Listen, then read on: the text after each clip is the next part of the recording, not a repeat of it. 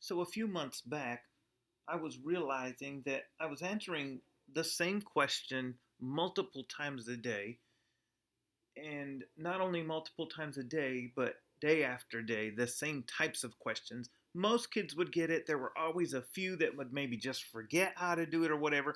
And I thought these classroom walls need to be a resource for things like that instead of just motivational posters, which nothing wrong with motivational posters, but I decided that I was going to be more intentional with my classroom walls so that when they had questions, I could point right up to the poster and say, follow those directions.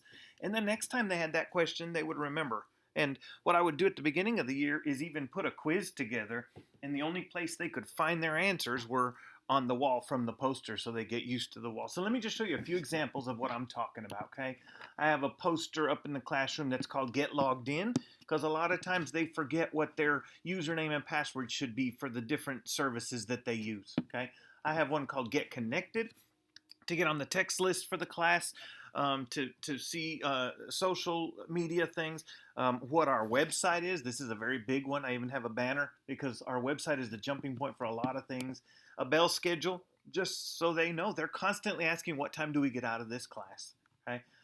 Keyboard shortcuts. This is a big one. Okay. This is like the title poster, and then I have a whole bunch of these. This one's just an example, but copy is Command C, and so on. I probably have 8 to 10 of the most frequently used keyboard shortcuts up there. And then I have a few other ones that are very usable. First of all, I have a supplies checkout system that they have to use, and so there's a poster up that says supplies checkout. When they say, I don't remember how to do it, I point up to the poster.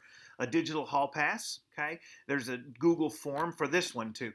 There's a Google form also for digital hall pass, and they said, I got to go to the restroom. I'll just point up to the digital hall pass sign and say, follow those directions. Um, what do I do when I'm done, Mr. Sanchez? Free create. I'll just point up to this poster and say, look up at the free create poster. How do I airdrop something? I don't remember. I get this a lot. And so I have two posters up there, step 1 and 2, and I just point up there. How do I submit something in Canvas? Submit my assignment.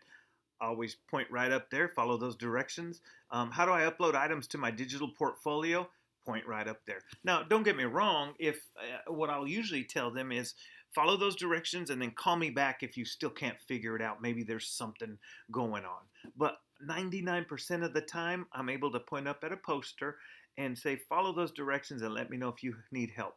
And I don't have to keep answering the same question and explaining it over and over again. So I'm still on a mission to make my classroom walls usable and a resource.